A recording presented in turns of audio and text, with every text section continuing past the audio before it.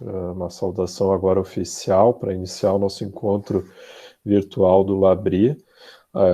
Amigos de Labri Sul, nós temos um grupo aqui, para os que acho que a maioria que está acompanhando já conhece, mas para quem não acompanha e não conhece, nós temos uma casa de Labri no Brasil, que fica em Belo Horizonte, e nós aqui no Sul temos um grupo de amigos de Labri que se encontra desde 2013, a casa do Roberto e da Gislaine, fisicamente. Mas desde o ano passado, nós estamos então com a situação da pandemia e, para não deixar de nos encontrar, nós migramos para esses encontros virtuais e esperamos que passe em breve a pandemia para que nós possamos nos reencontrar na casa do Roberto e da Gislaine. Hoje, infelizmente, nós vamos ficar só assistindo eles comer pipoca, tomar chimarrão e ter todas as guloseimas que nós aqui, infelizmente, não temos.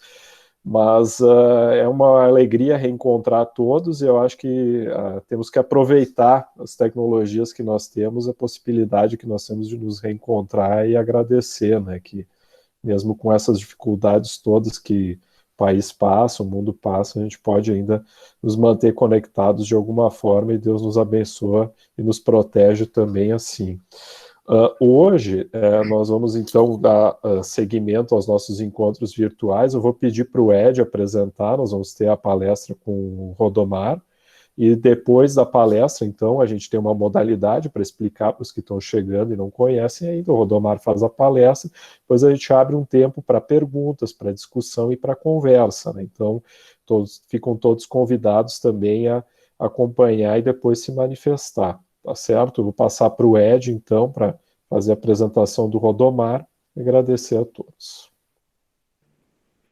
Oi, gente, tudo bem? Boa noite. Eu falo aqui de Gramado, no Rio Grande do Sul.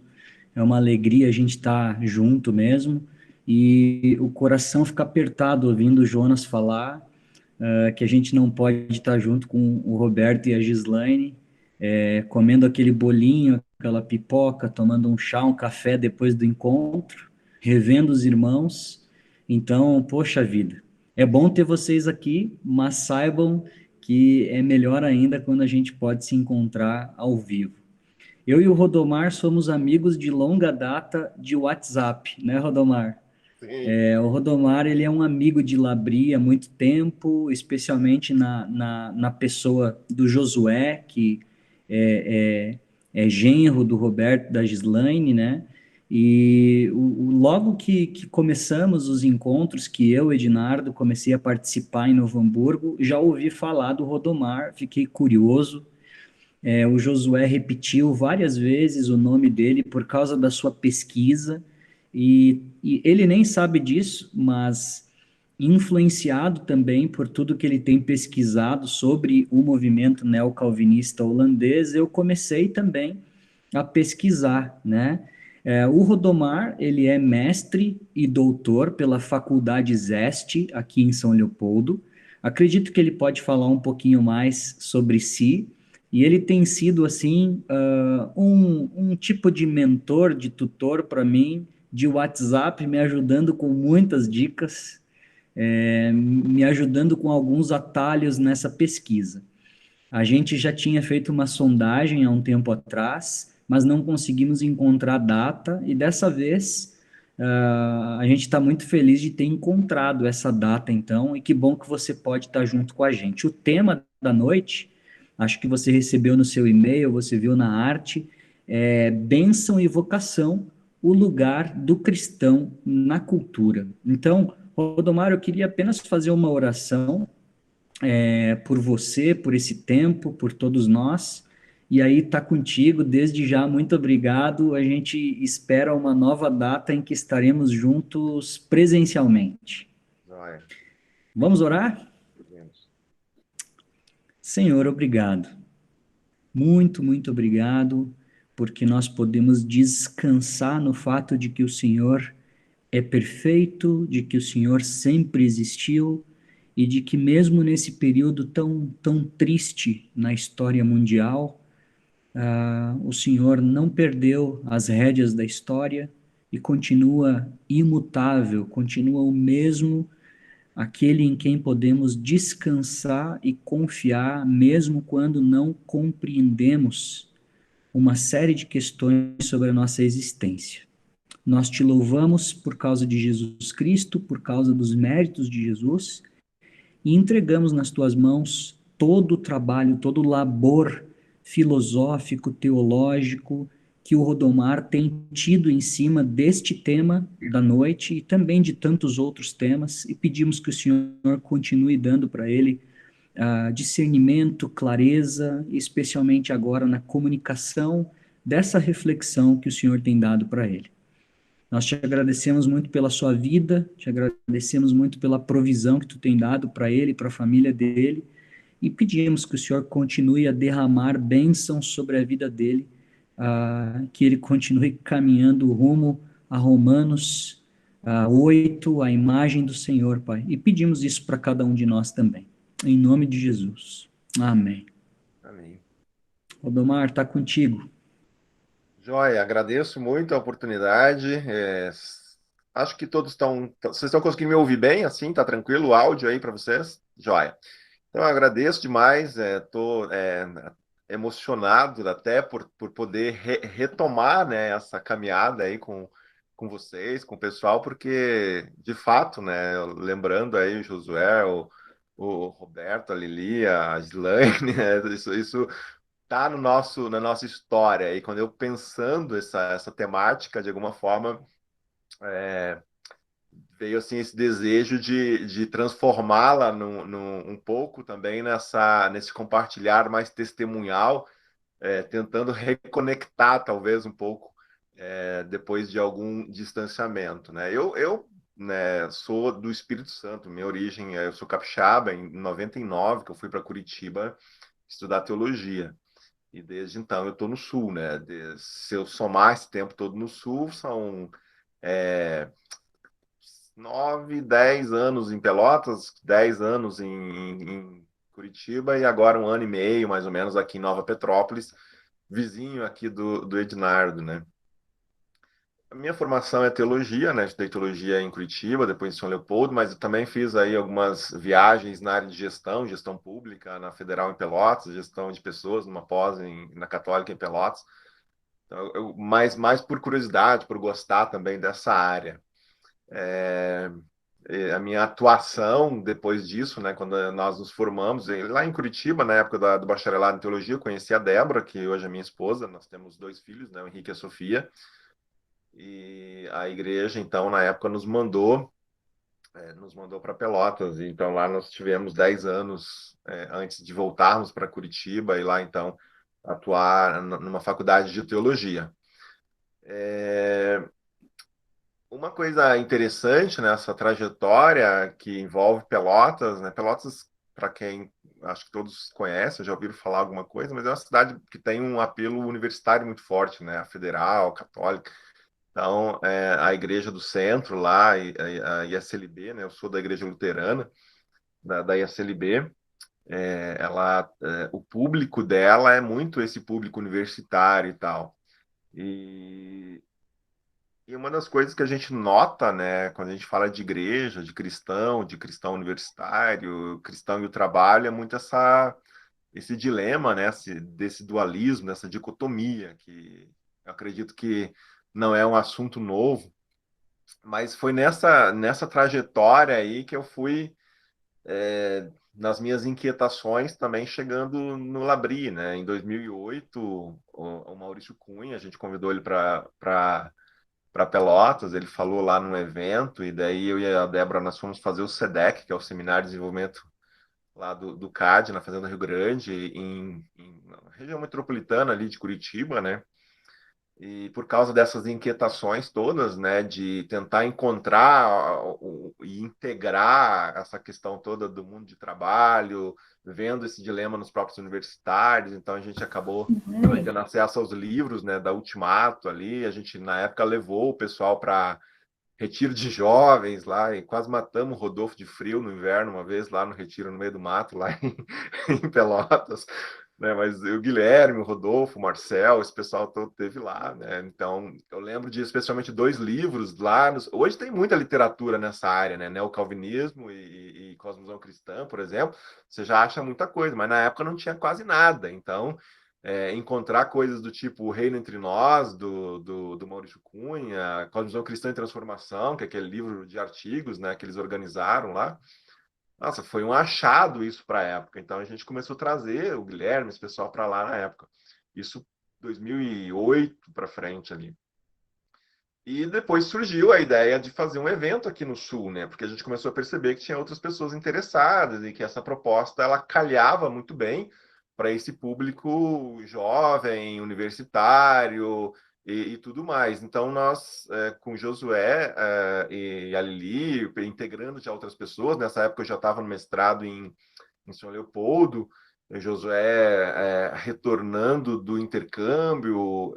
Então, a gente fez aquele primeiro evento lá na Casa Matriz, né, em São Leopoldo, foi 3 a 5 de maio, tem até anotado aqui, o tema foi espiritualidade integral, Guilherme, Rodolfo estiveram lá com a gente, então era uma grande incógnita aquele primeiro evento, né, será que vai dar certo, será que o pessoal vem? E foi muito bacana, foi muito legal, depois vieram outros encontros, e aí, no final de 2013, eu saio de Pelotas e vou para Curitiba, né? Então, daí eu acabo me afastando um pouco, mas lá em Curitiba a gente tenta se envolver e começar coisas lá, descobrir pessoas lá. Conheci o Christian Brito, é, o Bruno Porreca, esse pessoal, depois vem o ABC2, né? E aí, lá na FATEV, eu comecei a fazer a mesma coisa, quer dizer, eu chamava, né, o Guilherme, o Rodolfo, o Igor, Miguel, o Marcel, o Maurício, o Roberto Covolan, esse pessoal todo passou lá em eventos que a gente desenvolveu lá, né? Só que, assim, não vou entrar muito em detalhe nisso, né, mas essa proposta, ela não teve uma boa aceitação para dentro da faculdade, né? Algumas pessoas não compraram a ideia, não achavam que não era uma boa. Inclusive, a gente chegou a conversar com o Guilherme e com o Roberto de fazer uma pós, né, nessa área de pastoral urbana, pastoral universitária, mas a ideia na mantenedora da instituição lá não teve eco. Paciência. Acabou que daí, por outras questões também, a gente saiu, e a Débora, minha esposa também, formada em teologia, ela conseguiu uma colocação na paróquia, na igreja aqui em Nova Petrópolis, e desde fevereiro do ano passado, então a gente está aqui. E eu estava brincando antes, falando com o Jonas, né? Eu tô meio como marido de pastora, né? Tô desempregado, porque aí chega aqui o mês, pandemia, para tudo, né? Enfim, aí eu acabo me dedicando bastante a conteúdos digitais, né? Eu fiz aí um canal de teologia no YouTube, alguns cursos online, enfim, né? Estou ocupando meu tempo com isso. Tema, vamos com isso é, fazendo essa contextualização aí de caminhada, né? Então, uma coisa que sempre me incomodou muito naquilo que eu via nas igrejas locais, é que aquilo que elas oferecem, aquilo que elas ofereciam em termos de programas e de conteúdos, sempre me pareceu muito limitado. E com isso eu não estou dizendo que o que elas, né, pregam, ensinam, é necessariamente errado. Não, é que parecia que sempre faltava alguma coisa, como se estivesse incompleto. As igrejas, elas parecem tender, assim, ou para uma direção mais, que a gente poderia chamar de vertical, né, que se concentra numa relação espiritualista entre Deus e o indivíduo, ou tem aquela outra ênfase que seria mais politizante, né, mais horizontal, que não integra tanto a questão espiritual, ou pelo menos não integra de forma satisfatória. Então, é uma visão que toma a igreja muito mais como uma espécie de ONG, né, empenhada em ações sociais e tal. Então, na minha caminhada com a igreja, eu sempre enxerguei, eu sempre vi essas duas possibilidades, esses dois caminhos, ou essas duas coisas meio que brigando, né? Dentro da própria SLB existe essa briga. E nenhuma dessas abordagens, a meu ver, apresenta uma proposta satisfatória daquilo que nós, enquanto povo de Deus, e povo de Jesus, a igreja, né, precisamos. Então, os cristãos, nessas propostas, nesse tipo de ideia, ou são chamados a se converterem, né, em todo final de semana, sempre que eu tenho um evento, um retiro, né, são chamados, tem apelo, e aí fica aquele vazio para os outros 6 dias da semana. O que eu faço, né, com isso? Me converti, legal. Ou, no outro lado, elas são desafiadas a algum engajamento sociopolítico sem entenderem muito bem o lugar da espiritualidade nisso. Talvez seja até meio clichê hoje em dia falar isso, mas a palavra integral aqui, né, ela falta e ela continua sendo um desafio. Então, como integrar todas as coisas de modo a nos entendermos no mundo de Deus a serviço da missão de Deus? Essa sempre foi uma grande questão, uma grande pergunta, né? E aí vem o dilema que eu me referia antes, especialmente dos jovens, que muitas vezes, né, depois da adolescência, ali já começa a ter essa perspectiva de faculdade, Enem, que curso que eu vou fazer, por onde eu vou seguir, né? Ah, mas eu quero seguir a Cristo, eu quero servir e tal. Será que se eu fizer um curso secular é a mesma coisa que se eu for ser um pastor, um missionário? Então, todos esses dilemas a gente via muito lá em Pelotas também, lidando, né, com esse público. Quando vem a faculdade, né, com seus desafios que acabam abalando a fé, é uma fé que muitas vezes ela tá fundamentada naquela tríade, né, domingo, culto, templo. É uma fé, me parece, muito, muito, muito restrita, muito reducionista. Então, diante disso, diante desse dilema, o que uma proposta vertical, espiritualizante, muitas vezes vai dizer, olha, serve a igreja, né, vai mais para o culto, ora mais, busca a Deus, né, que você não vai assim resistir lá às tentações, as artimanhas lá dos teus professores ateus e tal. É mais ou menos isso, né? Fazendo uma coisa meio caricata aqui, mas tem muito disso. E, por outro lado, aquela que seria uma proposta mais politizante vai dizer, vai lá, mete a cara, te apropria, né, das ferramentas, das melhores ferramentas que a tua faculdade te oferece, e isso te coloca a serviço aí de um mundo mais justo, te engaja, seja um militante. Então, no primeiro caso, o estudo, a ciência, a profissão, o trabalho da pessoa é visto como um mal necessário. É uma coisa transitória, uma coisa secundária, tem que fazer mesmo, mas não te preocupa, o importante é que a gente vai, no final das contas, a gente vai para o céu e é isso que importa. No segundo caso, a igreja e o seu discurso vão ficando cada vez mais irrelevantes, porque o que importa mesmo é mudar o mundo, e a universidade oferece lá os recursos, as ferramentas muito eficazes para isso, enquanto que o discurso da igreja fica cada vez mais parecendo uma coisa assim ingênua, meio alienada. Sem que eu, falando, né, de mim agora, sem que eu tivesse talvez muita consciência de tudo isso, lá atrás, na época do meu bacharelado em teologia, eu lembro que eu peguei um livro na biblioteca. Eu sempre gostei de furungar em outras coisas e ler mais do que os professores me pediam. E aí eu achei lá um livro, não sei se alguém conhece, alguém já viu, já leu esse livro, do Michael Horton. O título era O Cristão e a Cultura, Orientação Bíblica para o Crente, da editora Cultura Cristã. E aí, refletindo agora para compartilhar isso que nós estamos conversando aqui com vocês, eu fui pesquisar esse livro, porque eu não tenho ele, né? Eu descobri que ele já está na terceira edição. E essa terceira edição, ela mantém o título principal ali, O Cristão e a Cultura, mas eles alteraram o subtítulo do livro, né? Procuraram aí um subtítulo mais sofisticado, quem sabe, ao nosso tempo, né? Então, aquilo que era, na primeira versão, Orientação Bíblica para o Crente, agora foi reformulado para uma perspectiva cristã da cultura e do nosso lugar nele. Bom, aí vocês já percebem que a gente chega nessa formulação para uma pergunta, né? Qual é o lugar do cristão na cultura, que tem a ver também com aquilo que está proposto. Eu confesso para vocês que eu nunca mais vi esse livro, né, do Michael Horton. Eu não tenho, nunca tive a oportunidade de reler, E eu nem conseguiria falar para vocês aqui, se vocês me perguntassem, tá, mas o que você leu lá, o que o livro fala? Olha, eu não me lembraria. Mas o simples fato de agora, sei lá, 20, 21 anos depois, eu me lembrar daquele livro é porque, de alguma forma, ele está na gênese, né, do princípio lá de algumas inquietações pessoais, de busca por algo que parece faltar na reflexão, muitas vezes mais ampla, das igrejas e tal. Pelo menos parecia faltar dentro de um contexto de igreja no qual eu me movia, né, naquela época e tal.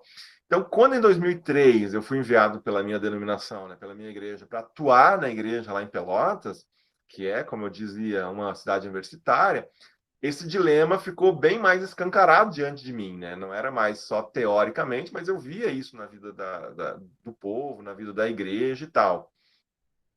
Então, nessa minha trajetória, eu mesmo não tinha os elementos, né, as categorias necessárias para fazer uma leitura muito correta de análise de tudo isso. Então, sobrava, no fim, angústia, né? Tu fica meio angustiado, assim, puxa, sabe quando você é chamado a pastorear, você é chamado a estar diante de uma igreja, mas você não concorda com algumas coisas e, ao mesmo tempo, você tem que lidar porque é gente, são pessoas que você tem que respeitar as caminhadas e legal. Mas esse dilema era apenas uma perspectiva daquilo que eu via na igreja e no mundo. Ou seja, era mais do que uma coisa que eu observava, né? Era algo que eu estava também dentro de mim processando, né? Ao mesmo tempo que eu via isso nas pessoas, eu mesmo também não estava, muitas vezes, muito bem resolvido com isso. E assim a gente vai vivendo, né? Vai vivendo as nossas fases de desenvolvimento, crescimento. E uma das coisas mais constrangedoras é aquela quando você chega naquela fase que você sabe apontar tudo que tem de errado, né? Tudo aquilo que está equivocado no mundo, mas você não sabe muito bem propor e dizer como resolver, como melhorar as coisas, né? De como consertar. E nessa fase você pode se tornar um crítico, né? Ácido, azedo, de tudo e de todos, e sem saber apontar muitos caminhos. E eu tive muito forte essa fase. Eu não sei se vocês já ouviram falar, ali entre 2006 e 2008, eu participei de um programa de discipulado e espiritualidade chamado Projeto Grão de Mostarda. Os mentores eram os caras como Valdir Stornaga, Osmar Ludovico, Ricardo Gondim, Ricardo Barbosa, Ziel Machado e tal. Às vezes as esposas vinham junto e tal.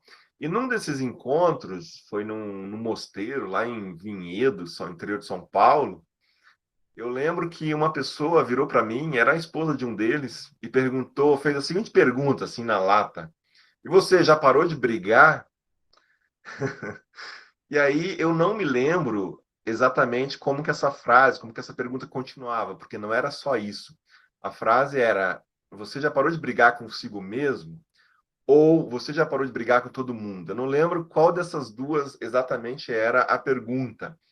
Mas, pensando bem, né, hoje, não importa, porque as duas coisas eram verdade. Eu também não me lembro direito o que eu respondi para a pessoa, mas provavelmente foi alguma coisa tentando sair fora, né, tentando não dar uma resposta, fugindo da pergunta, me justificando, sei lá. Quando eu falo que não importa se a pergunta era se eu tinha parado de brigar comigo mesmo, se eu tinha parado de brigar com o mundo, é porque as duas coisas eram verdade, né, de alguma forma. E mesmo que de imediato eu tenha tentado me livrar da pergunta, ou já tenha respondido ela fazendo exatamente isso, embora de forma educada, né, brigando com a pessoa que estava me lançando a pergunta, essa questão, ela, para eu, de novo, para eu lembrar dela até hoje, né, eu coloco ela hoje, trago ela hoje, porque ela me acompanhou e, de fato, mexeu comigo, né? Foi uma pergunta certeira daquela pessoa, né? Foi uma pergunta útil para a minha vida, para as minhas inquietações. Então, um legado daquele programa que passa por aquela pergunta é que eu acho que eu diminuí um pouco as minhas brigas com as pessoas, com o mundo, né? Fui me tornando um pouquinho mais tolerante, menos combativo, atenuando as críticas mais ácidas, enfim, aceitando que o mundo não era culpado, seja lá do que eu fosse, seja lá do que fosse que eu o acusava, né? Mas com relação às brigas comigo mesmo, internas, bom, eu acho que ainda não estou tão em paz assim, mas foi nessa trajetória de inquietações, de busca, que eu fui, então, me deparar com toda essa tradição, que na época se apresentava muito forte sobre esse título, sobre esse nome, né, Cosmovisão Cristã, né? E aí eu comecei a encontrar elementos de integração de todas as coisas que foram muito úteis, né, muito importantes. E aí eu já citei, né, aquele livro Pela Ultimato, Cosmovisão Cristã em Transformação, depois conhecendo Maurício Cunha, o SEDEC, Labrie, tudo isso vem, então, nesse pacote logo em seguida, e aí é um caminho sem volta, né? A gente mergulha nisso, e porque, de fato, foi onde, de alguma forma, eu encontrei elementos mais sólidos em termos de reflexão teológica para a vida, de uma espiritualidade que integrava de uma forma bem bacana tudo isso, né? E tanto que eu fui para o mestrado, para o doutorado, pesquisar e querer saber mais sobre isso, porque na época tinha muito pouco a respeito desses temas e desses assuntos.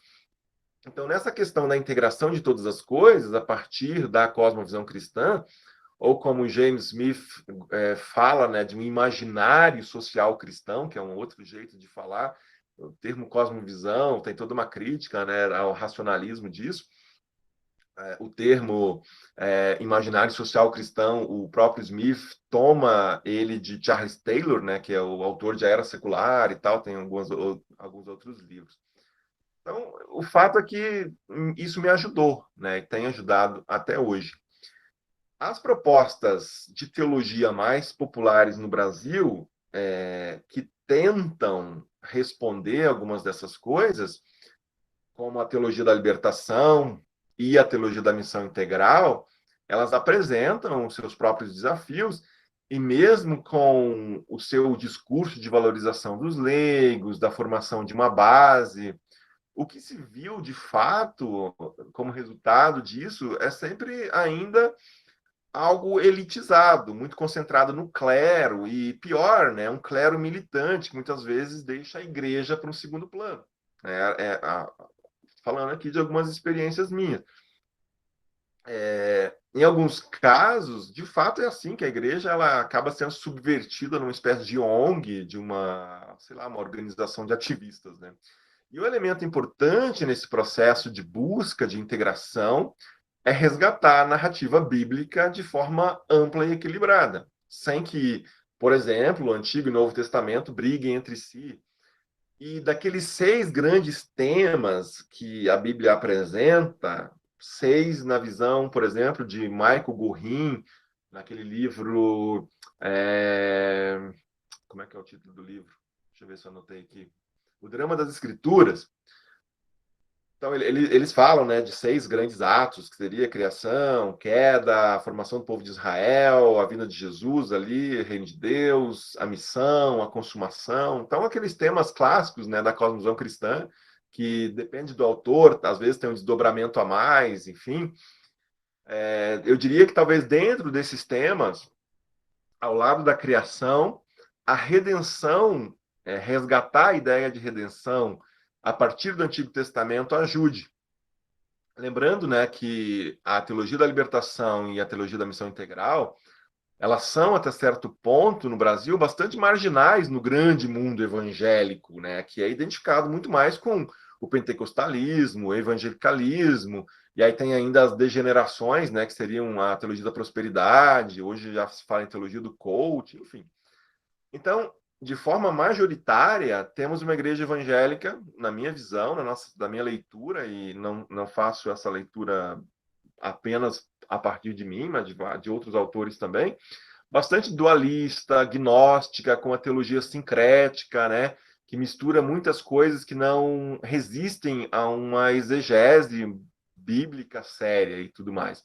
Então, se nós pegarmos essa questão, por exemplo, da relação entre fé e trabalho, fé e ciência, existem diversas noções práticas que a gente pode tirar disso, né?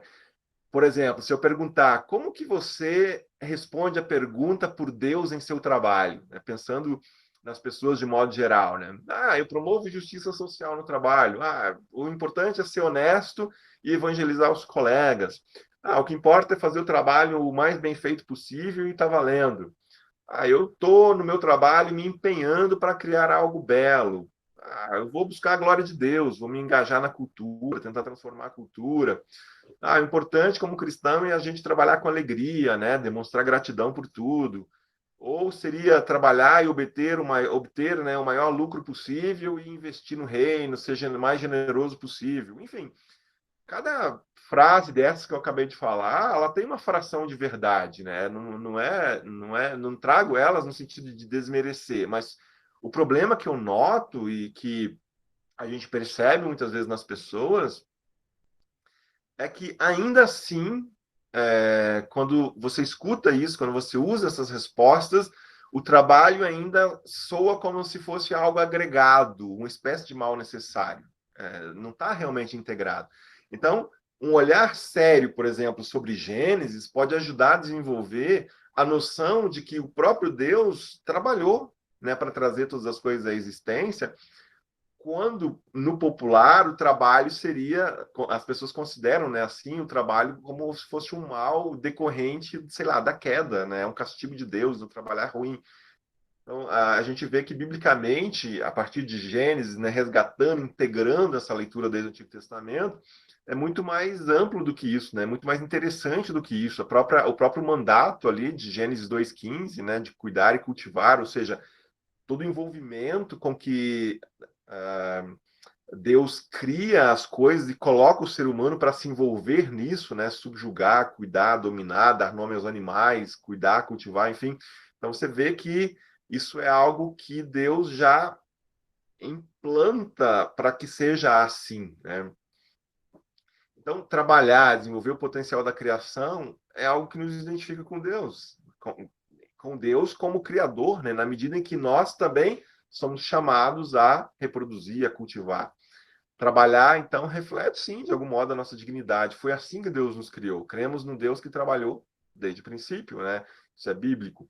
Portanto, essa mensagem, né, a mensagem que talvez eu queira compartilhar, estou compartilhando com vocês, e a mensagem da igreja, ela precisa pensar em como a gente consegue ajudar as novas gerações, o público da igreja, e aí a gente, né, eu não gosto de usar a palavra igreja quando eu me refiro a templo, a instituição, né? Eu sempre quando eu gosto da palavra igreja no sentido orgânico, né? Eu estou falando para a igreja no sentido de pessoas, né?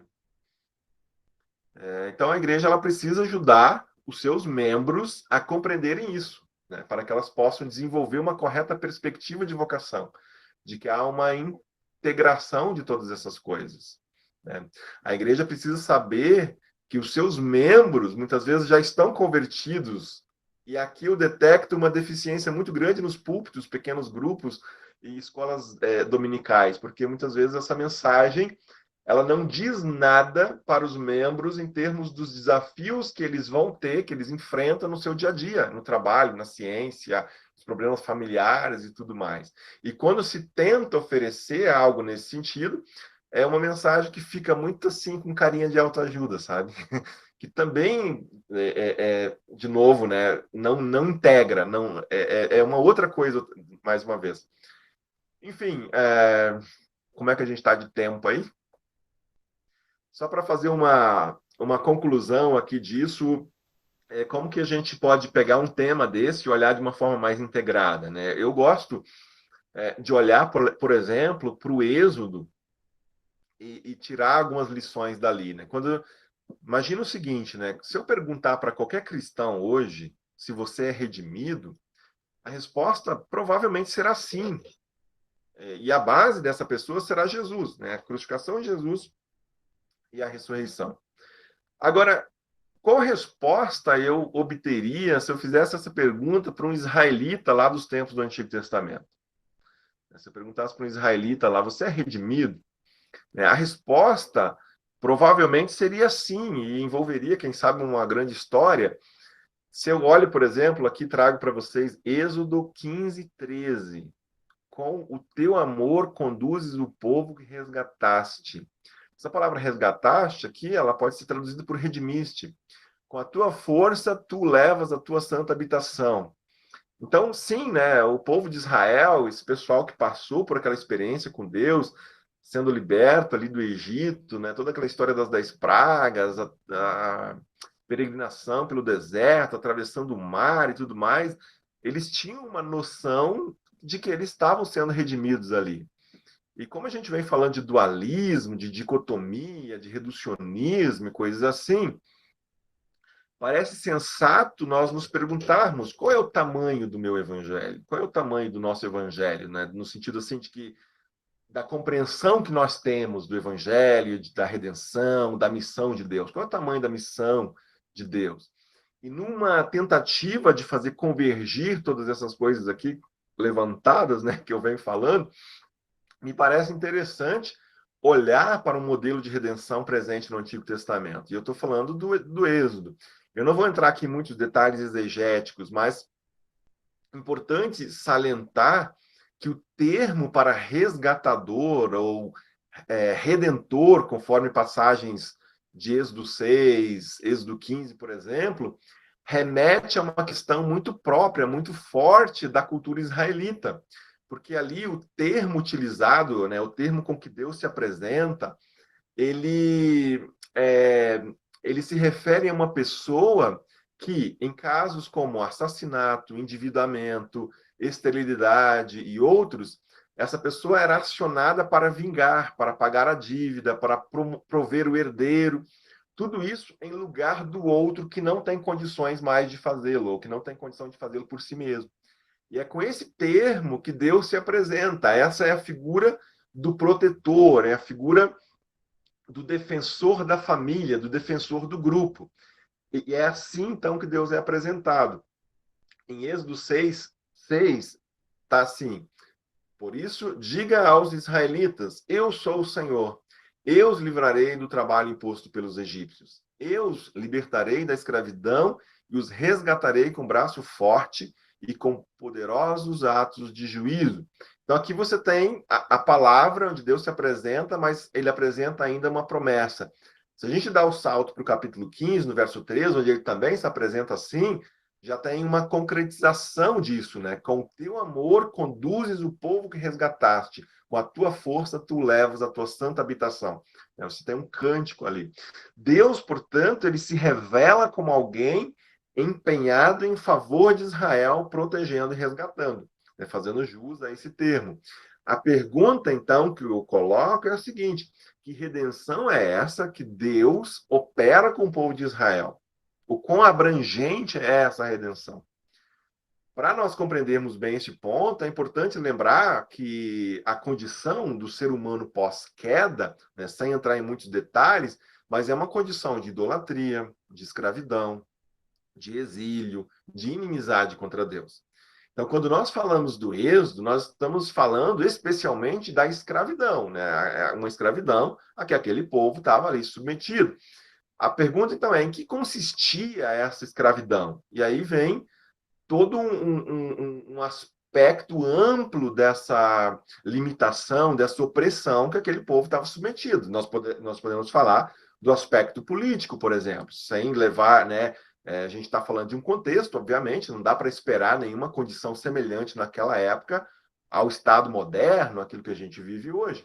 Mas a realidade do povo de Israel lá era de estrangeiro, por exemplo, né? A gente sabe que na transição do livro de Gênesis do livro de Gênesis para o Êxodo, né, toda aquela história lá de José sendo vendido pelos irmãos, depois a família acaba lá também, é lá que eles se multiplicam, então o povo que vai se criando.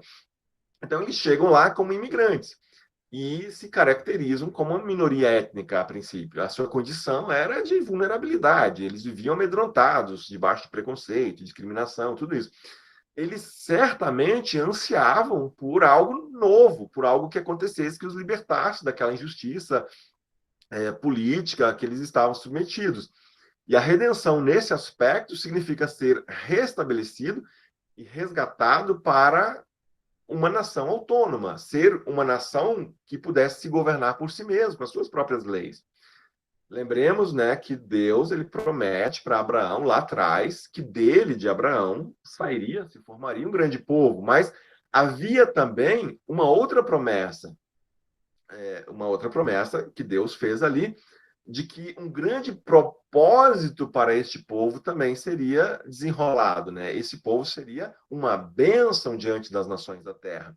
E a situação em que eles se encontravam, debaixo do jugo ali do Egito, frustrava esse belo propósito que Deus tinha para este povo. E quando a gente fala, então, desse aspecto político, obviamente, a gente também vai chegar ao aspecto econômico. No Egito, os israelitas não desfrutavam dessa terra que era sua, né, a terra prometida. Seu trabalho estava sendo explorado pela nação onde eles eram hóspedes, né, se dá para chamar assim. Então, o trabalho mais sujo, mais pesado, mais degradante, os egípcios colocavam sobre os ombros dos israelitas, que era ali uma minoria étnica. E o termo para isso é muito claro, né? Escravidão. Isso não condiz com a promessa que Deus, conforme o Senhor mesmo lembra Moisés, fez, né? Êxodo 6:8. Eu os farei entrar na terra que com mão levantada jurei que daria a Abraão, a Isaque e a Jacó. Eu a darei a vocês como propriedade. Eu sou o Senhor.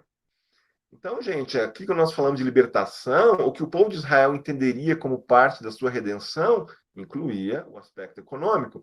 E nessa situação de perda, de escravidão, de miséria, de dificuldade, que mais é nessa condição que mais se espera, né, uma ação de Deus. Basta a gente pegar o nosso próprio exemplo, né? Quando a gente está agora vivendo a pandemia, muitas pessoas se lembram mais de Deus, seja para amaldiçoar, para culpar, para orar, para pedir libertação, mas é um fato. E toda essa situação de vulnerabilidade, de perdas, ela se agrava também pelo aspecto social. Está tudo isso interrelacionado. O texto bíblico relata que eles eram tratados com violência, né? A violência que eles eram submetidos lá no Egito. Há, inclusive, um amplo genocídio, né, de bebês, de crianças, patrocinado pelo Egito, e com isso o Egito tentava limitar o crescimento e a força desse povo, que estava se multiplicando grandemente, e eles começaram a ver que isso poderia se tornar uma ameaça. Então, tinha uma situação de grande injustiça social. Eles sofriam interferência do Estado em todas as áreas da vida deles. Imagina como é ver, né, a alegria e a expectativa, você esperar 9 meses ali, um bebê, uma criança, e saber que, se for menino, vai ser destroçado pelas espadas do Estado, né, do governo. Então, a expectativa daquele povo pela intervenção do Deus Redentor envolvia a esperança de dias em que as pessoas seriam redimidas por leis justas, regidas por leis justas, quando pudessem finalmente se estabelecer, então, num novo modelo de sociedade.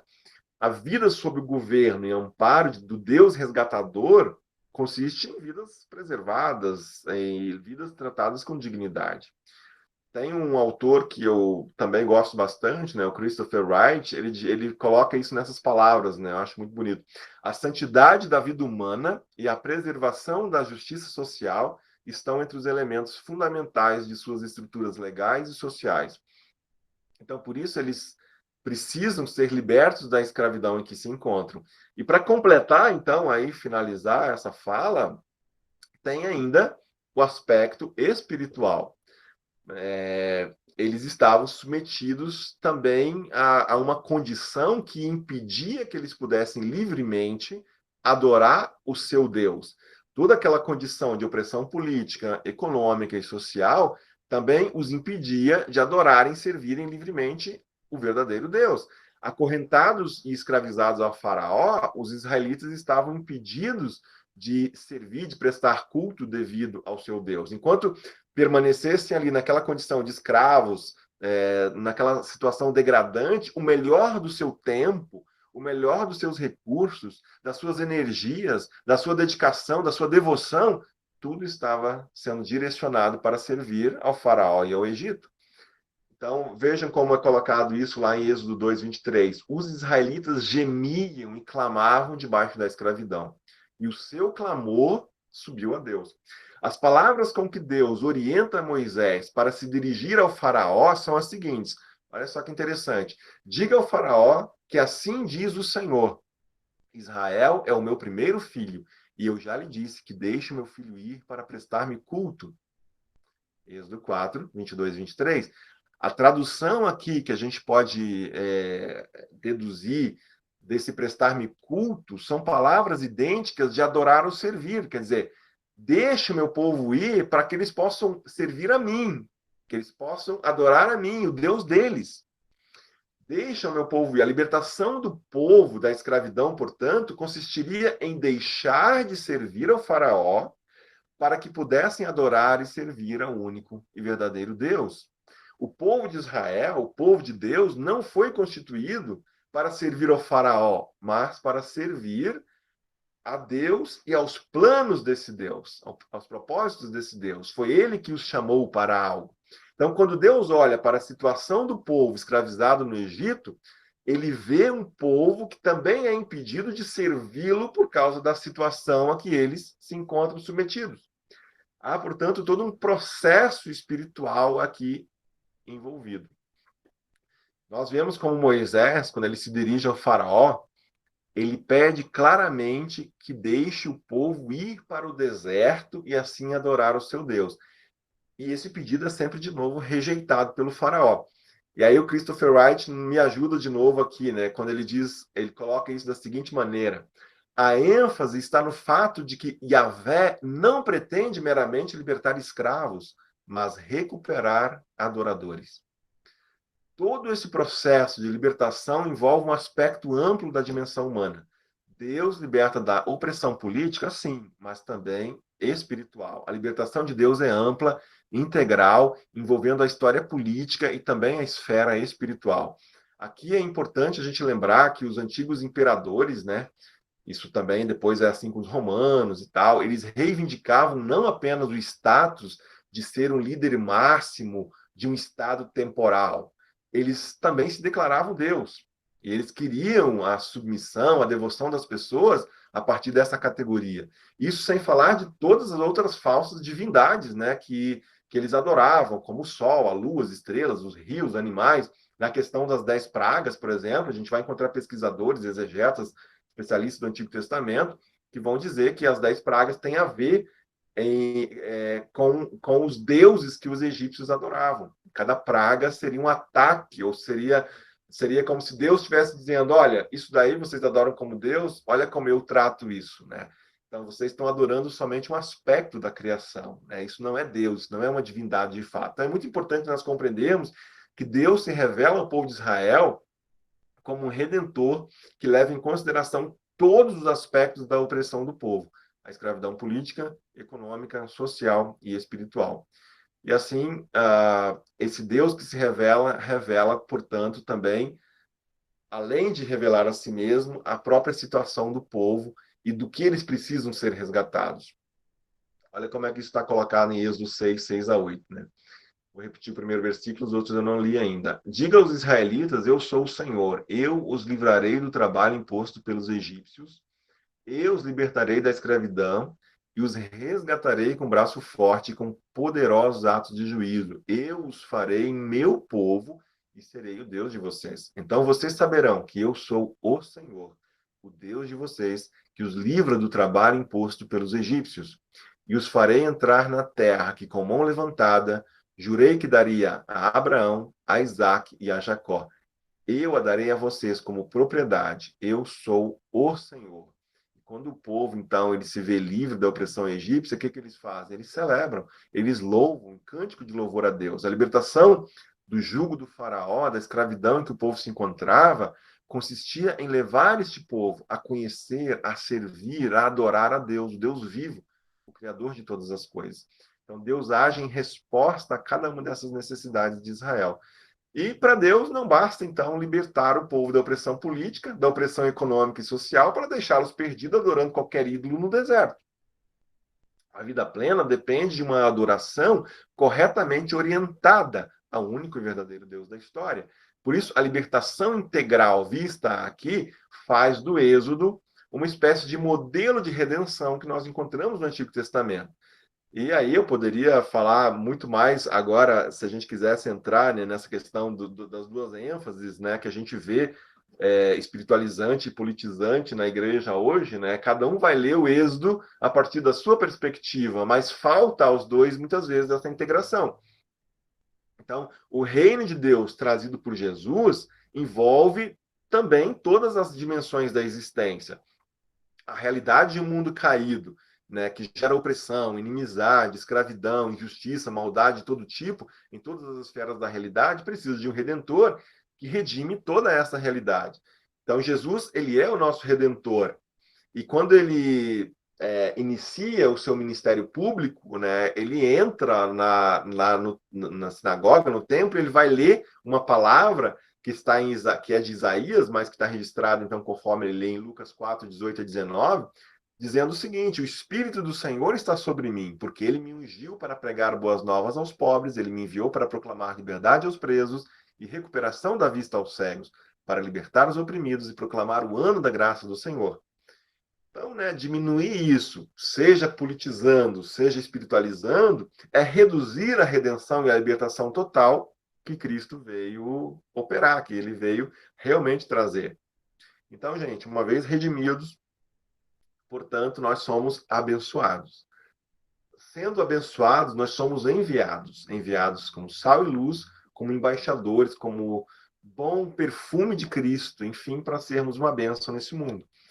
E nós o seremos, né? Nós seremos esta bênção na medida em que discernirmos a vocação para a qual fomos chamados e nos envolvermos fielmente no chamado que Deus tem para nós. Então, paro por aqui, senão vou esticar muito. Aí, devolvo aí a palavra para a gente continuar.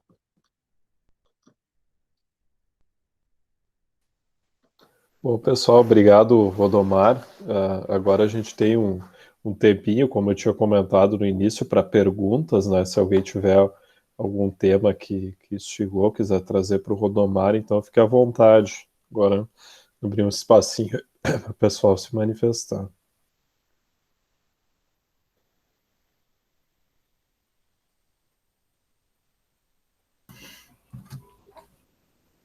Rodomar, muito, muito obrigado pela tua fala, foi muito, muito corajosa de tocar a luz em algumas coisas que, se a gente deixar a rotina não refletida tomar conta, a gente meio que desloca dessa ideia da vocação e tudo mais que tu pontuou. E eu queria insistir contigo nesses dois enfoques que tu deu no final, de qual que seria um antídoto para a gente evitar essas tentações políticas ou de programas ou outras situações que desfocam daquilo que realmente tem a ver com o que a gente pode ser no mundo, né? E que eu queria te provocar no sentido de entrar um pouquinho mais nesses dois assuntos, mas talvez nos nutrir o que tu tem pensado a respeito do que seria um bom antídoto para entender esse lugar, né? De frente a essas tentações, que às vezes a gente tem algumas referências e algumas questões, mas às vezes é um pouco nublado, um pouco desfocado, falta-nos nitidez, talvez, para entender um pouco mais esse caminho. Daí eu queria que tu, se pudesse, dividisse a tua experiência com a gente, o que tu acha em relação a isso enquanto o antídoto desse lugar. Certo? Já posso responder? Vocês fazem mais perguntas? Já posso ir? Tá.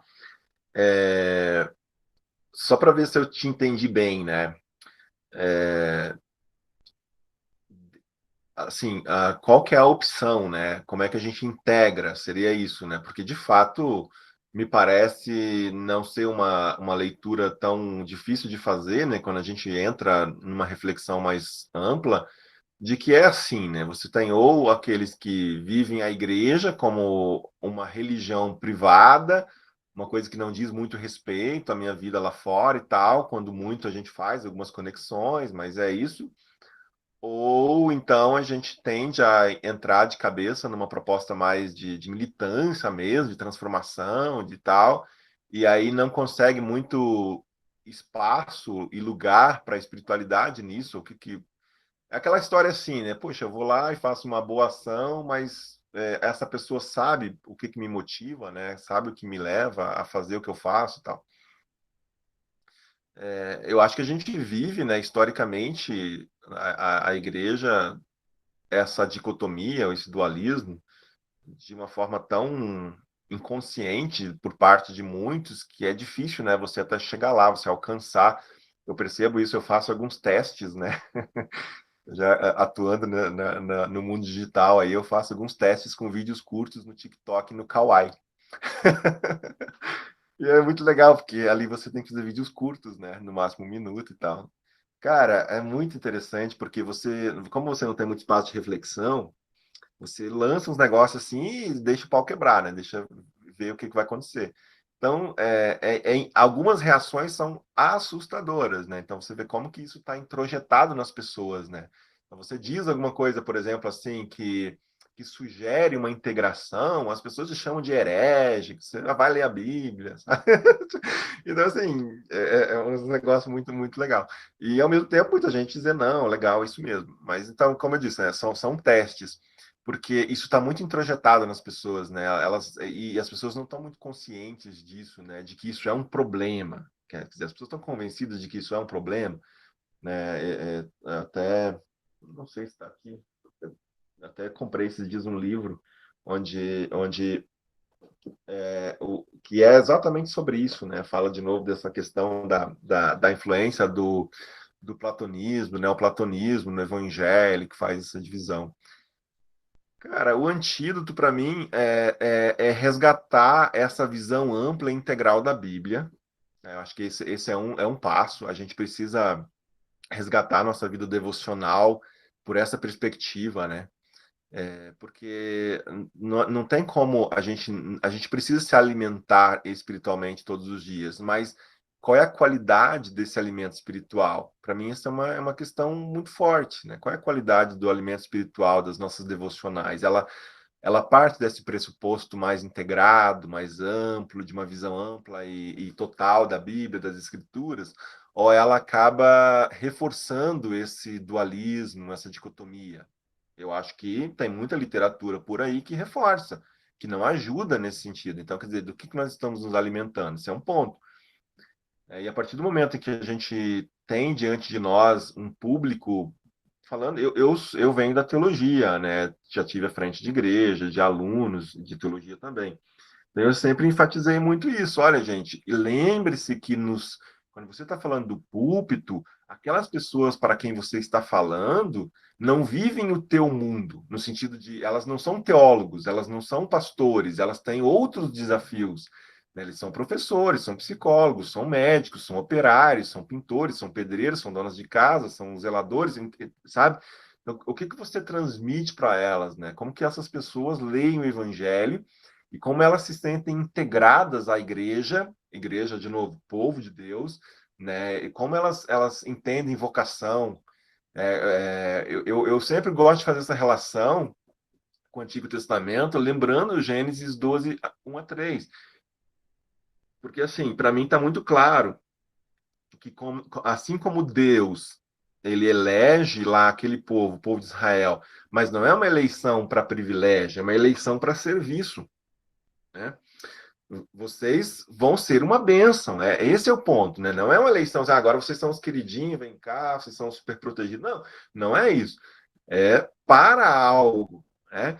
E isso vale para a igreja, continua valendo, né? Nós, hoje, ao sermos integrados ao novo povo de Deus pela fé, a igreja, somos enviados por Deus para continuarmos vivendo o evangelho, transmitindo, testemunhando as boas novas e assim por diante.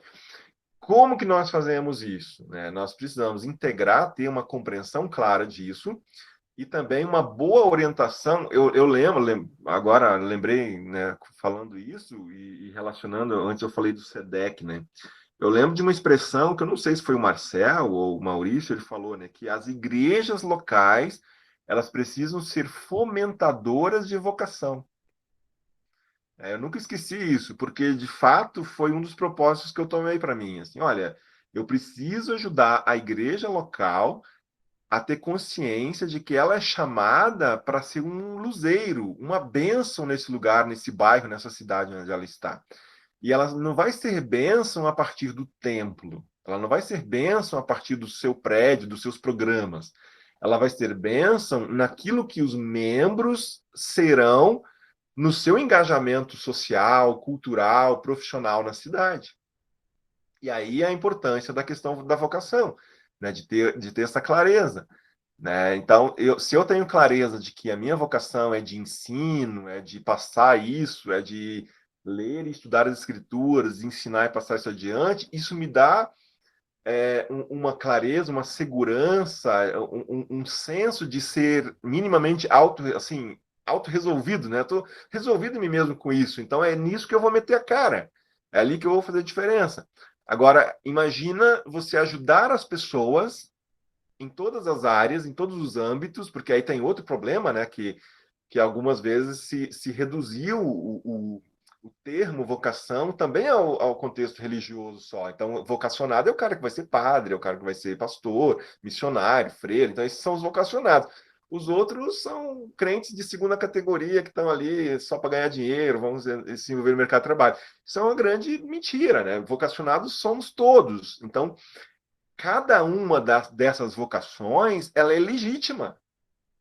Ela tem legitimidade diante de Deus, diante da igreja, e precisa receber a bênção da igreja nesse sentido, e ao mesmo tempo essas pessoas elas precisam sentir que a igreja valoriza isso. Só que muitas vezes, e eu não estou dizendo que seja intencional, mas às vezes quando a igreja fala de missão, faz uma conferência missionária, ela de alguma forma, mesmo que inconscientemente, ajuda a colocar as pessoas para baixo, porque missionário espiritual mesmo é aquele que vai para a África, que vai para o Nordeste. Esses caras, sim, eles estão lá mais perto de Deus.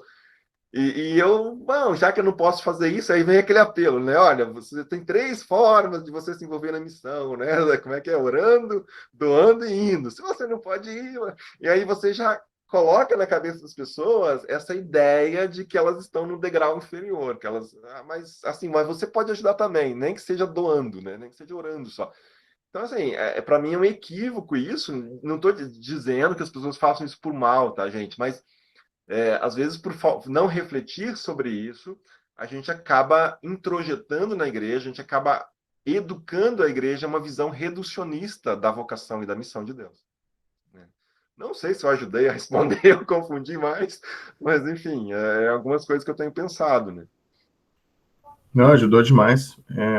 Principalmente na ideia entre o ativismo de um programa e de se abrir para o serviço, né?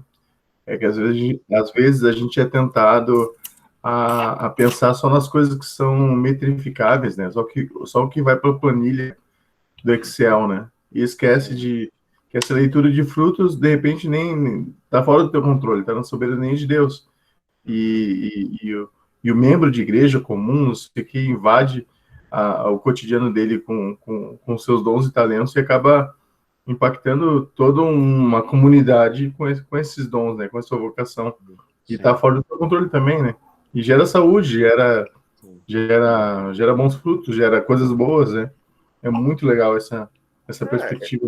Exatamente. Eu conversando com um pastor muito influente aí na Missão Integral, conversava com ele e eu falava isso para ele. Falei assim, olha, qual que é o problema que eu vejo? É que tem uma reunião, sei lá, dos representantes do município, aí vai lá o pastor.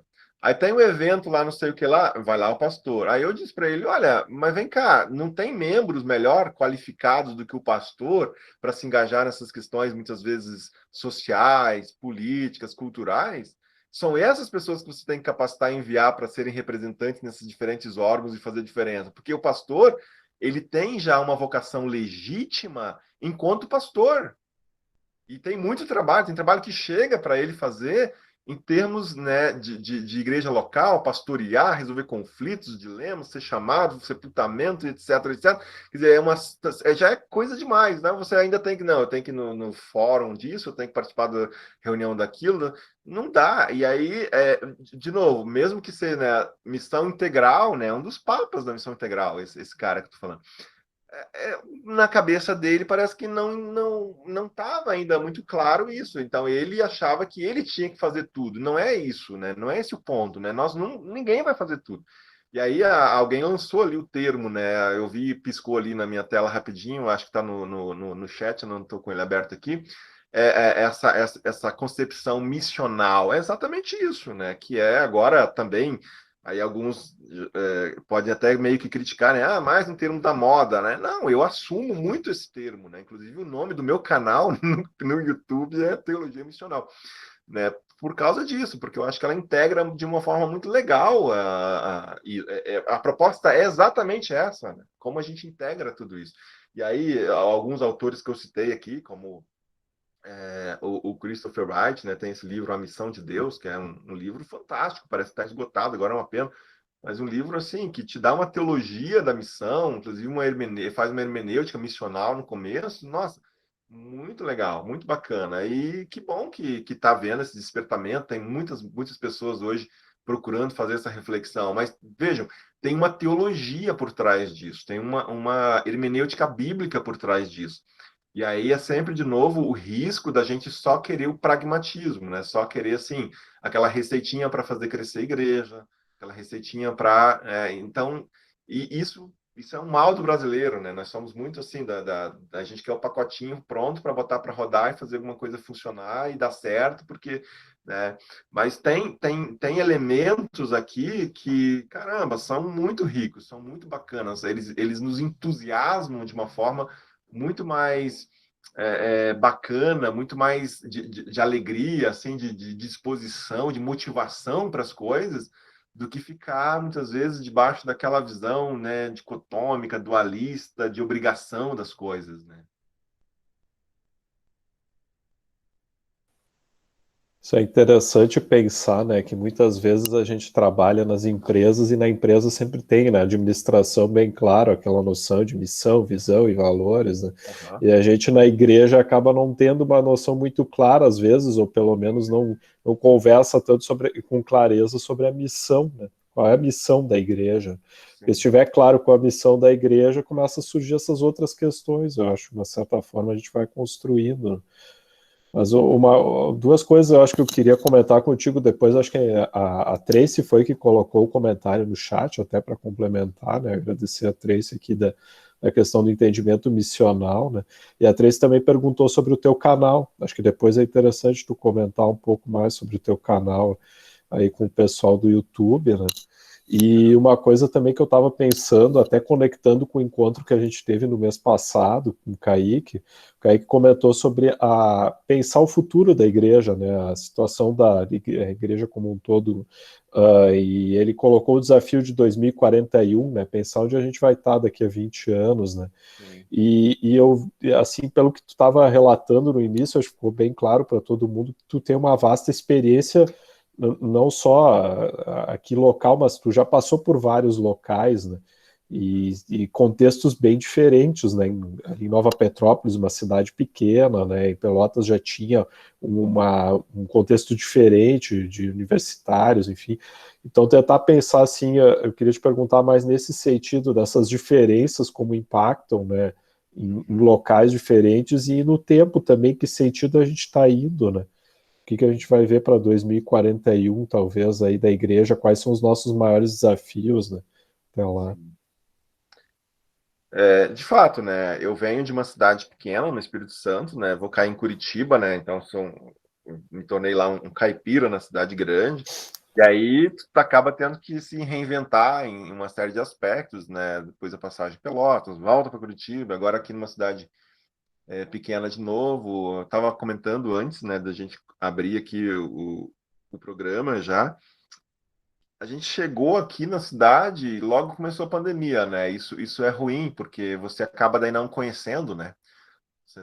Os programas foram todos cancelados, então lembra, né, em março, aquele terrorismo todo, e fecha tudo e passa carro de som, o pessoal não vai nem para o pátio e tal, e a gente recém chegando, assim, putz, né, a gente não conhece quase ninguém ainda e tal, enfim, e como eu disse, né, eu não sou pastor aqui, quem a pastora é minha esposa, né, então na igreja luterana tem isso, né, tem pastora, eu sei que tem denominações que não permitem, mas a gente tem. E ela é melhor pastora do que eu, né? Então, que bom que ela que assumiu aqui. Então, a gente está vivendo um pouco esse desafio assim de conhecer, mas é uma comunidade, né, uma paróquia, né, no contexto luterano a gente tem paróquia, né, então ela tem mais 2 colegas pastores, muito tradicional, muito aquela realidade interior, descendentes de alemães e tal. Mas um aspecto para mim assim não muda em lugar nenhum. A tarefa pastoral prioritária é pastorear as pessoas, é cuidar de pessoas. E essas pessoas bem cuidadas, orientadas e educadas na fé, elas é que são as agentes de transformação para dentro da sociedade. Para mim é isso. Então, o pastor ele precisa ter muita clareza da sua vocação nesse sentido.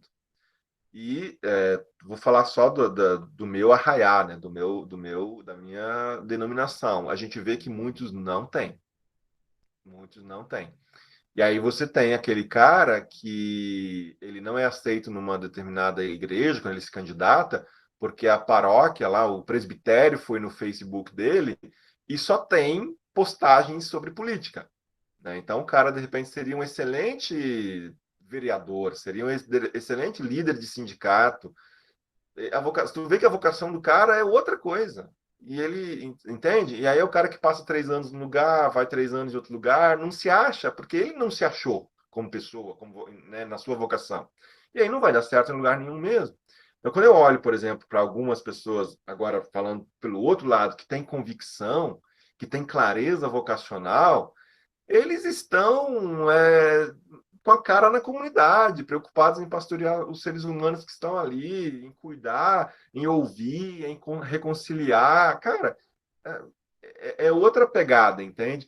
Então, acho que falar de, assim, falar de igreja do futuro, Brasil, né, é muito difícil, porque você tem uma mistura de propostas, de coisas, e uma dificuldade muito grande de caminhar junto. Eu acho que, né, uma coisa legal que eu vejo, né, que entre nós aqui, Labri, por exemplo, é que a gente tem pessoas de diferentes denominações que conseguem deixar para deixar para um segundo momento, né, relativizar um pouco as questões doutrinárias e tal. E as pessoas muitas vezes fazem cavalo de batalha e brigam por essas coisas, e aí tem a dificuldade de somar. Numa cidade aqui em Nova Petrópolis, eu sei que tem um grupo que eles chamam de grupo ecumênico, e eu fui logo quando nós chegamos, né? Ali deu tempo antes da paralisação de tudo, de participar de uma reunião dessa. Eu achei muito interessante, porque quem chama e convida para essa reunião é a secretária de cultura do município, né? E aí, quando tem um padre, tem um pastor da IELB, tem um pastor da Assembleia, são convidados a constituir esse grupo e pensar os programas, estar junto dessa agenda cultural. Então, eu achei bem interessante, mas como eu disse, depois não teve continuidade, eu não tenho muitos elementos para dizer quais são os desdobramentos práticos disso, né?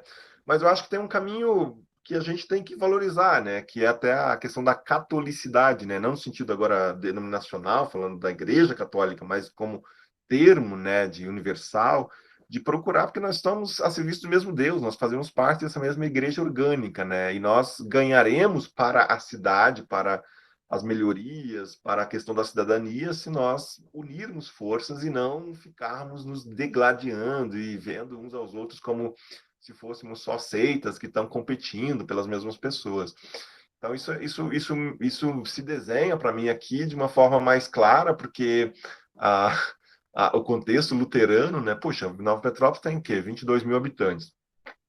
Desse povo, 4 mil, mais ou menos, um pouco mais, se declara luterano. Caramba, isso é muita gente. Só que você vai no culto, cara, tem uma meia dúzia de gato pingado.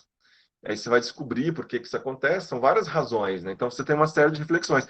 Mas o contexto de interior e o contexto da maior cidade, seja ela qual for, ela requer igrejas com pastores que tenham clareza, consciência da sua vocação, que é pastorear gente, pastorear pessoas, ajudá-las nessas questões vocacionais, a enxergarem esse aspecto amplo daquilo que Deus está fazendo no mundo, de se entenderem integrados nessa história que Deus está conduzindo.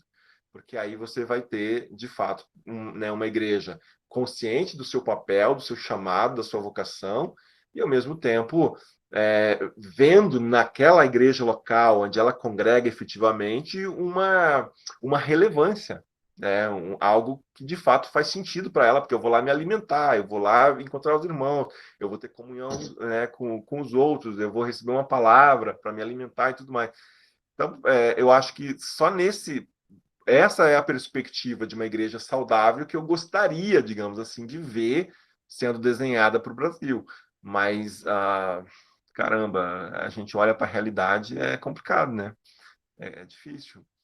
A gente parece que tem cada vez mais segmentações e esses dois modelos, assim, o politizante e o espiritualizante, se colocam muito forte, né? E se opondo. Tem toda essa questão dos comprometimentos políticos, ideológicos, né, que parece que inverte de novo a lógica, né, na medida em que você coloca a tua ideologia tão forte que você transforma isso numa espécie de ídolo mesmo, né, porque você, em vez de relativizar a ideologia e enxergar o irmão, eu relativizo o irmão e coloco a ideologia acima. Então você tem disputas, intrigas, brigas e desentendimentos, que é bem triste, né? Bem chato de a gente testemunhar. O que eu ia comentar contigo é justamente essa impressão que eu tenho que cada vez mais a gente fica em bolhas, né, dentro da própria comunidade, no caso, né, vai formando grupos e os grupos não se conversam e vai criando atritos daqui a pouco. Eu acho que a pandemia piorou isso, né, porque a gente acaba não conversando mais frente a frente, né, aquela situação de comunidade mesmo, de vivência, de experiência que fica bem limitada, né, pelas restrições que a gente tem, e me preocupa bastante o que vai acontecer nos próximos anos, assim, nesse sentido, né? E aí eu fico pensando no que seria o antídoto que também o Kenani trouxe, né, para esse tipo de... Como furar as bolhas, né? É. É um desafio.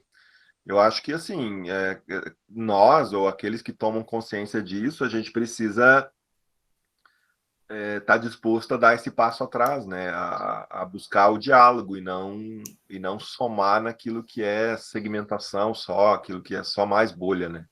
Então, para mim, esse é um desafio. Então, quando a gente se coloca, por exemplo, nas redes sociais, porque assim, a gente, por um lado, tem aqueles que subestimam e aqueles que superestimam as redes sociais, né? Eu sempre gosto de tentar ver esse mundo como um mundo real, sim, porque, bem ou mal, as pessoas estão se formando suas ideias ou reforçando aquilo que elas querem já de antemão assumir como pensamento, como linha, a partir disso, né? E aí as redes sociais hoje, elas têm contribuído muito para essas bolhas, né? Você pode ir lá, simplesmente cancela, deleta, exclui, enfim. Então você fica cada vez mais ouvindo o seu próprio eco, porque você só ouve as pessoas que falam aquilo que você também diz, né? Então a rede social, com esses mecanismos de bloqueio, ela, ela, ela também consegue filtrar as suas preferências e jogar para você coisas do teu perfil, que de alguma forma você já teria interesse. Então isso tem um lado ruim, né? Tem um lado ruim que é esse reforçar dessa ideia de bolha. A falta da consciência da vocação também seja um elemento disso, Sim, né? sim.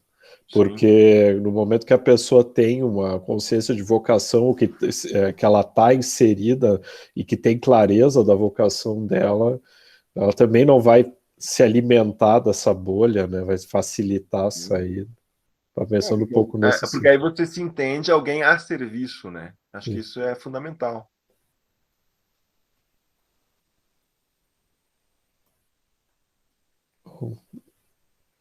Aqui a Débora comentou também da Igreja Batista de Nova Petrópolis, que ela conhece. Legal. Colocou aqui. Como eu disse, como logo parou tudo, eu praticamente não consegui, assim, transitar e conhecer, né? Mas assim que as coisas, de repente, derem uma melhorada, a gente, quem sabe, vai ter a oportunidade de conhecer melhor aí os pastores, os líderes das outras igrejas e ver qual em que pé eles estão, quanto a abertura para, né, para coisas assim, porque eu acho que é o caminho, né? A gente não pode, especialmente em cidades tão pequenas, né? A gente entende que tem um pouco, isso sempre vai ter, né? Aquela coisa um pouco assim, aquela ideia meio que de empresa e de concorrência, né? Cara, a igreja, o nosso concorrente não é a outra igreja, nosso concorrente é o pecado, é o diabo, são as coisas ruins, né, que acontecem. Então a gente tem que unir forças.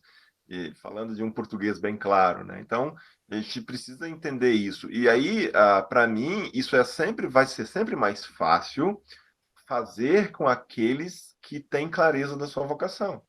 Porque quando você é inseguro, quando você não está muito certo daquilo que você está fazendo, você tende a ver o outro como alguém que pode lhe tomar o lugar, como alguém que pode lhe tomar membros, como alguém que pode te dar uma pernada, entende? Porque você é inseguro, você não consegue confiar. Agora, quando você não tem o que perder, assim, olha, eu tenho tranquilidade, a minha vocação é essa, de servir, eu vou ver o outro como parceiro na jornada, na caminhada, né? Então eu me desarmo.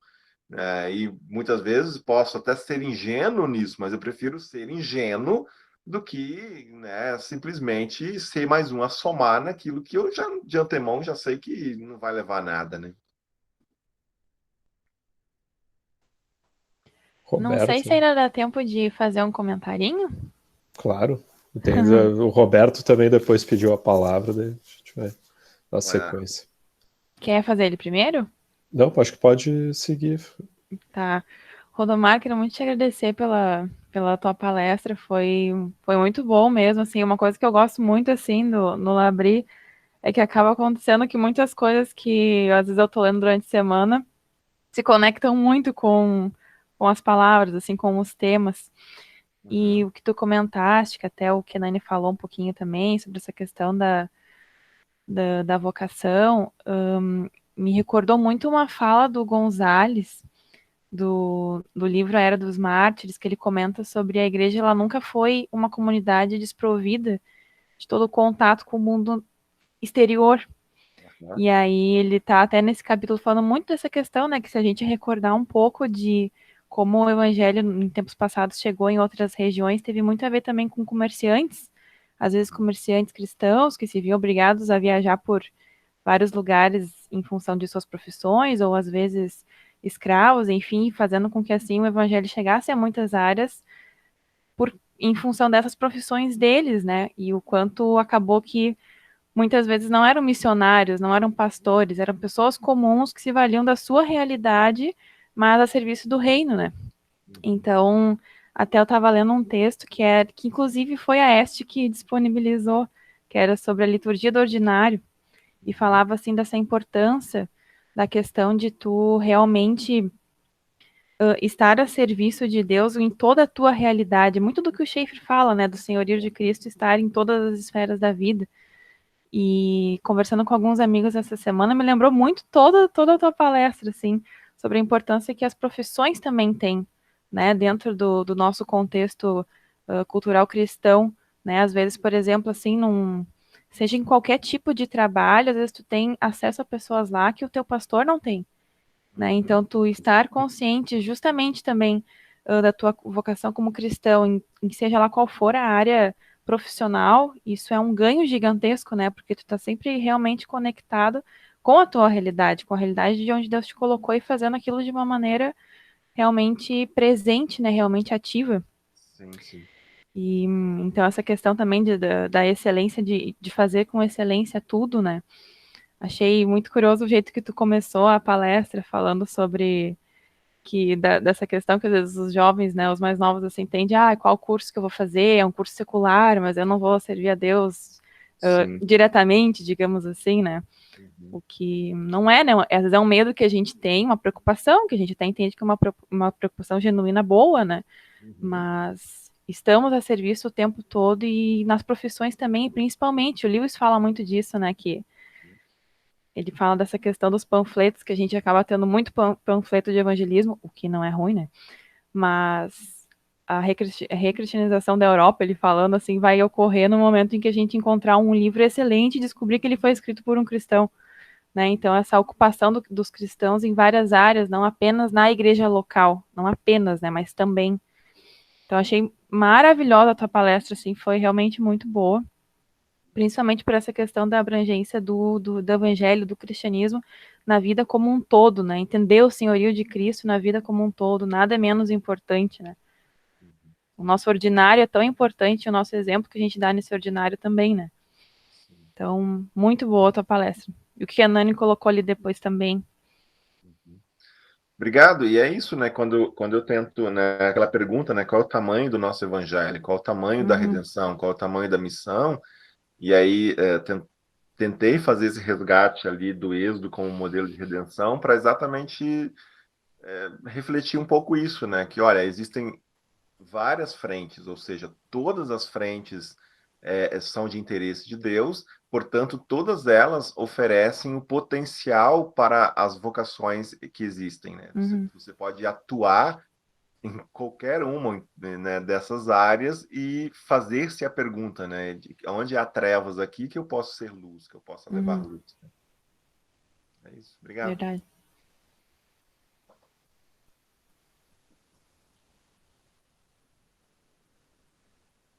Roberto, então, agora. Bom, primeiro, Rodomar, agradecer de novo, né? É muito bom de ouvir falar. Muito claro, muito bem contextualizado, enfim. Para mim, que sou leigo, né? Estou engatinhando, sou aquele pequenininho ali, consigo compreender muito bem e eu te agradeço por isso. Mas eu só queria fazer uma observação, considerando tudo que tu já expôs, e agora com essas observações feitas aí por último, eu também concordo. Talvez nas comunidades, além do que tu coloca com propriedade, né, do vocacional, né, não falta um trabalho forte no que diz ao entendimento de que a gente tem que estar integrado ao total também de comunidade, no sentido assim de cada um começar a perceber de que ele faz parte de um algo maior da comunidade, não algo muito que hoje me parece individualizado, né? Tu colocou ali com relação à concorrência para justificar a vocação, porém eu acho que dentro do ordinário ali das comunidades isso não fica sendo feito departamentalizado, que tu falou antes, que eu concordo também, há muitos, as próprias comunidades acabam, às vezes, está dividida, porque tem lá um pessoal mais espiritualizado e outro mais buscando fazer um trabalho focado para assistencialismo, né? E aí começa a ter, mas no fundo, lá do princípio não está havendo esse, porque Deus, por exemplo, em Êxodo mesmo coloca, ele fala do povo, ele quer livrar o povo, ou seja, não é uma pessoa ou duas pessoas, é o povo, né? E a gente aqui parece que hoje vive uma condição desse dualismo de tu estar sempre pensando individualmente, não o comunitário. Faço uma leitura errada sobre isso ou não?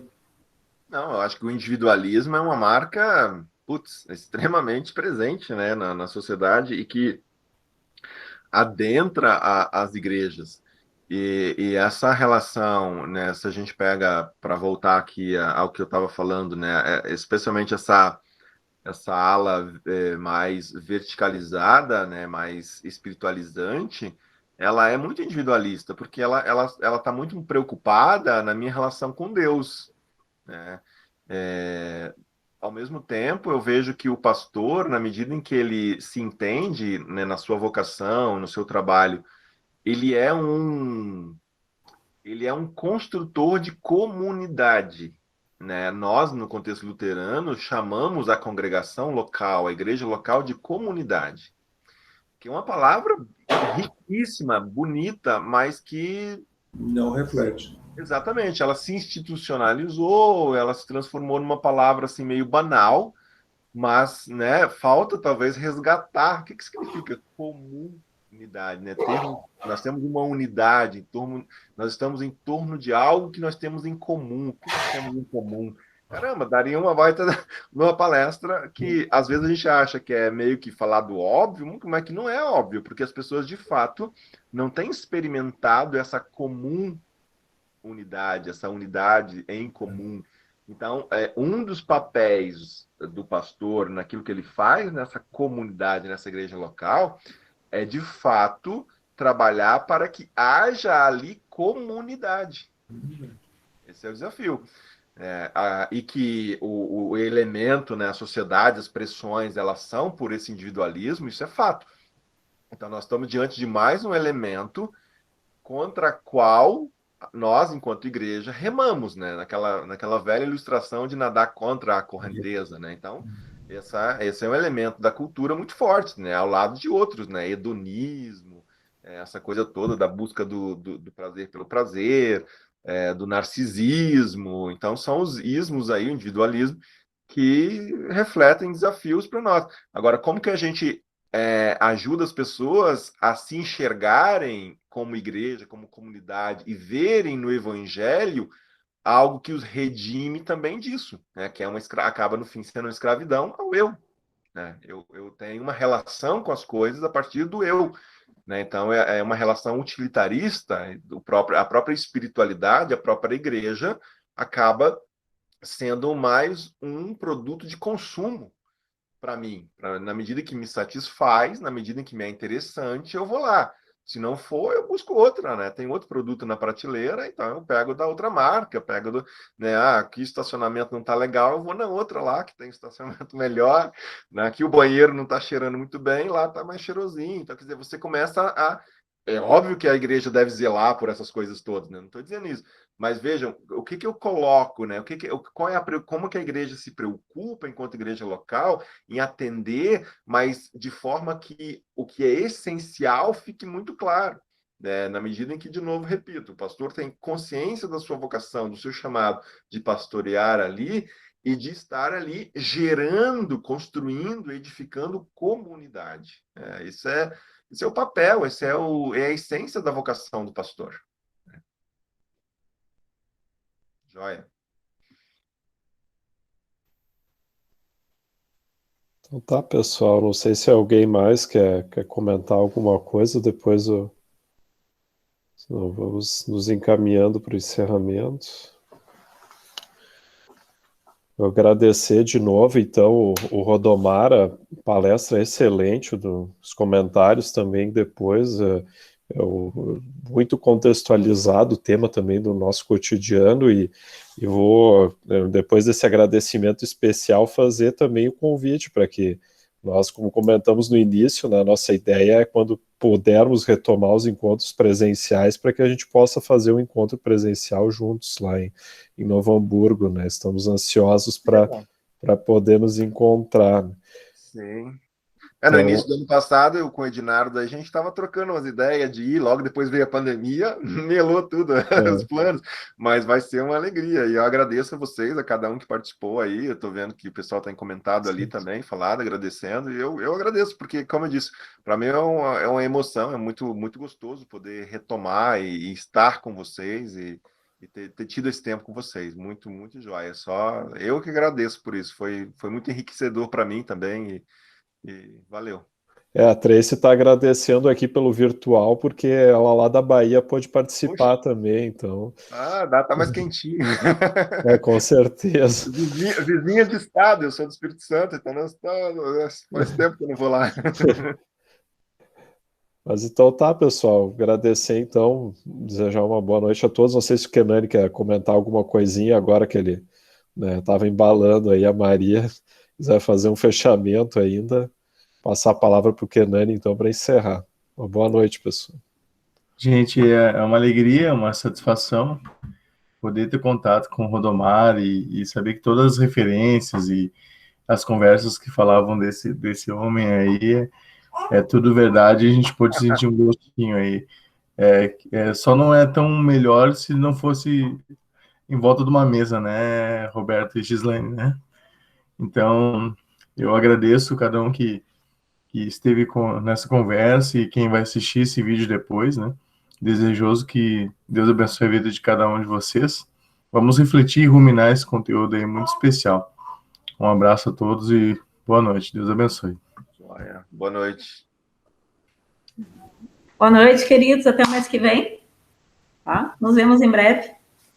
Assim, a Gislaine lembrou, é importante, a gente se encontra todo mês, né? Temos um próximo encontro já programado agora para o fim de julho, né? Então, aguardem que quem passou aí o e-mail vai ter o seu convite. Quem quiser deixar também pode botar no chat ali o seu endereço de e-mail para a gente incluir na lista. Um abraço, então, pessoal. Abraço em todos, abraço, Rodomar, abraço na Débora, nas crianças. Obrigado para vocês também. Tá, obrigada. Tchau. Beijo a todos. A Rubi também está mandando abraço. Bom domingo. Tchau. Tchau.